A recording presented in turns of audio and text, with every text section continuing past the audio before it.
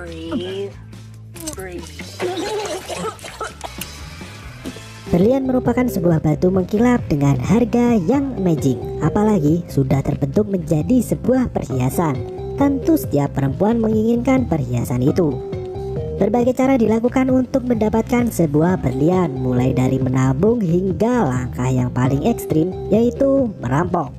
Sebuah kelompok wanita berniat untuk melakukan perampokan salah satu berlian termahal bernama Towside, dan mereka pun tergabung dalam Ocean 8.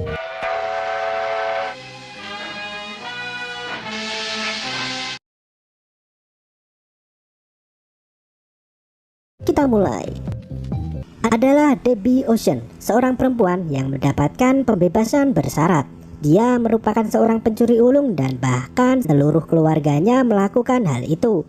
Salah satu yang menjadi inspirasinya adalah kakaknya sendiri, yaitu Danny Ocean yang ada di film Ocean 11. Debbie sudah berada di penjara selama 5 tahun dan hari itu dia kembali menghirup udara bebas. Meskipun dia mengatakan akan melakukan hidup yang sederhana, aksi pertamanya adalah mencuri barang-barang di mall dan berpura-pura hendak menukarkannya. Tapi karena kasir menolak, dia pun mendapatkan barang-barang itu secara gratis. Bahkan dia juga mendapat sebuah kamar hotel yang mewah dengan menipu resepsionis. Dia pun masuk ke dalam kamar dan menikmati fasilitas gratisnya, berganti ke tempat di mana beberapa orang yang sedang mengoplos vodka. Lau merupakan salah seorang teman dekat dari Debbie yang mempunyai bisnis klub dan miras oplosan.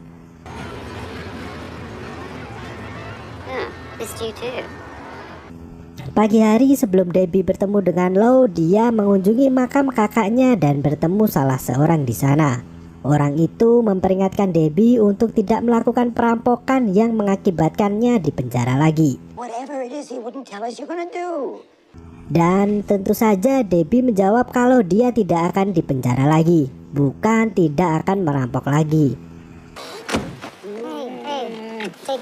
Lau yang menjemput Debbie, dia membawanya menuju tempat tinggal dan barang-barang Debbie masih ada di sana. Ketika malam tiba, Debbie pergi ke sebuah galeri dan bertemu dengan mantan pacarnya, yaitu Claude Baker.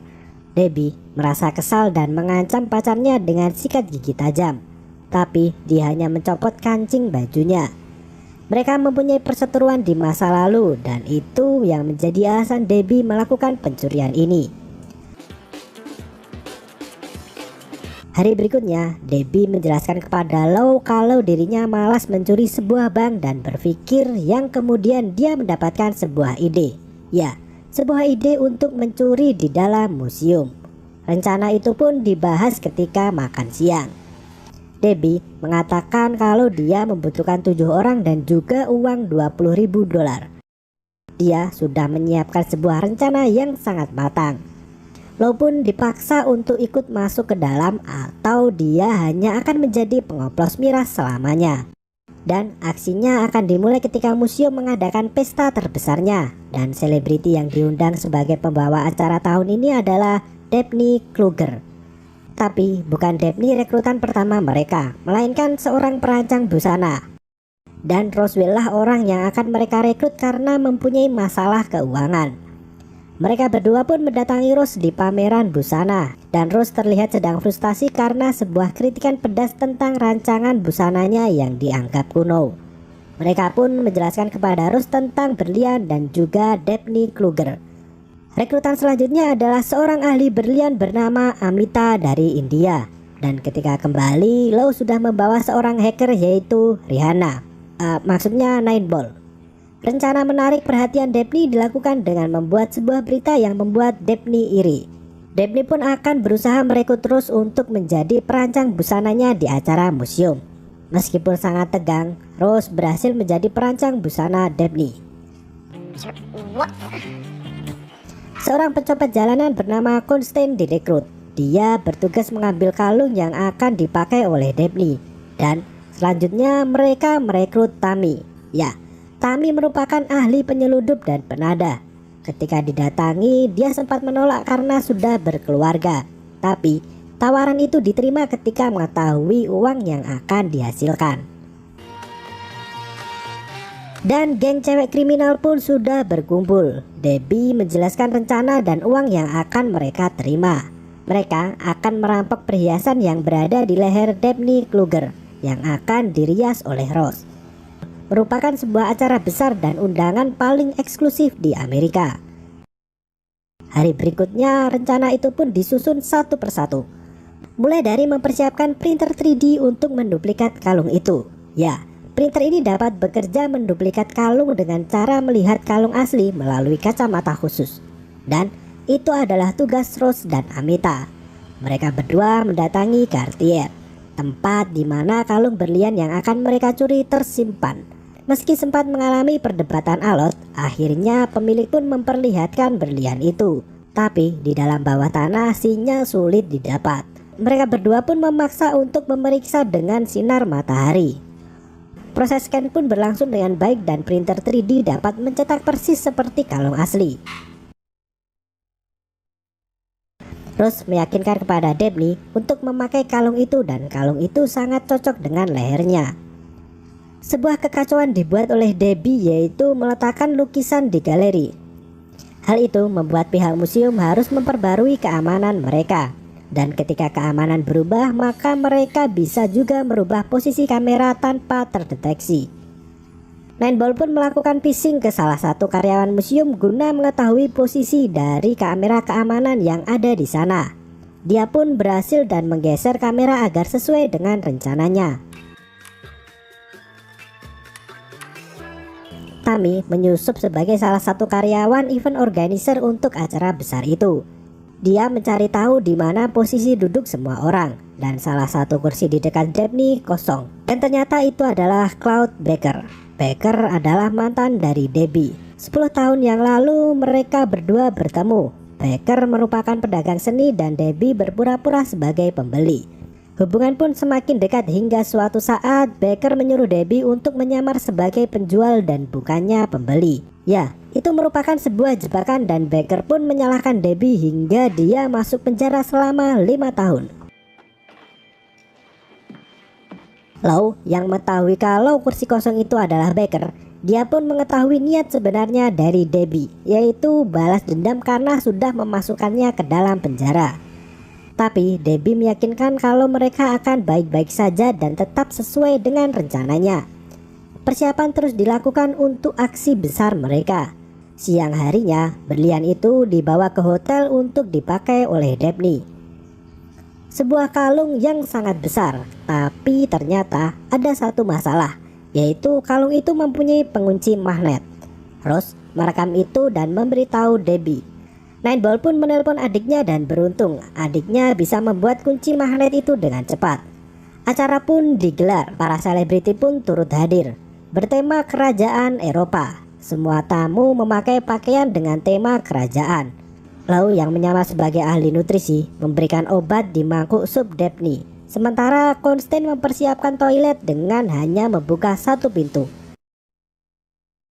Sup pun dihabiskan oleh Daphne dan dia merasa ingin muntah. Segera Daphne berlari menuju ke toilet dan muntahlah dia. Debbie menempatkan posisinya yaitu berada di luar toilet guna mencegah pengawal berliannya masuk ke dalam. Dengan tangan cepatnya Constance segera mencopot kalung itu dan pergi dari sana. Kalung itu dibawa ke dapur bersama dengan piring kotor dan sampailah pada Amita.